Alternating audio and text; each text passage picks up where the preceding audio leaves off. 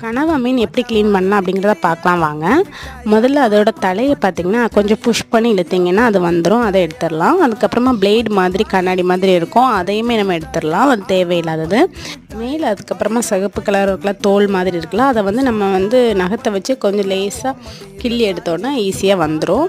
அதுக்கப்புறமா நேர் வகுடாட்டு நம்ம அதில் ஒரு கோடு மாதிரி கிழித்து அதை எடுத்துட்டோன்னா அதுக்குள்ளே இருக்கிற குடலுமே க்ளீன் பண்ணி எடுத்துடலாம். எடுத்ததுக்கப்புறமா நம்ம என்ன ஷேப்பில் வேணுமோ அந்த ஷேப்பில் நம்ம கட் பண்ணி எடுத்துக்கலாம். நான் அவியலுக்கு கட் பண்ணி எடுக்கிறனால சின்ன சின்ன குட்டி குட்டி பீசஸ் நான் கட் பண்ணி எடுத்துக்கிறேன். இவ்வளோ தாங்க, ரொம்பவே ஈஸி. அதுக்கப்புறமா அது தலைப்பகுதியில் இருக்கிறத பார்த்திங்கன்னா அந்த கண்ணுக்கு முன்னாடி நம்ம கட் பண்ணி எடுத்துடணும். அதுக்கு கட் பண்ணி எடுக்கும்போது அது உள்ளே ஒரு மாதிரி ஒரு உருண்டை மாதிரி ஒரு இது இருக்கும், அதெல்லாம் நம்ம சேர்க்கக்கூடாது, தேவையில்லாத பொருள் அதெல்லாமே. இப்போ எடுப்பேன் பாருங்கள், இதுதான். இதெல்லாம் நம்ம எடுத்துக்கக்கூடாது. அதுக்கப்புறமா அதுவுமே குட்டி குட்டி பீசஸாக கட் பண்ணி போட்டோன்னா முடிஞ்சுது, அவ்வளோதான்.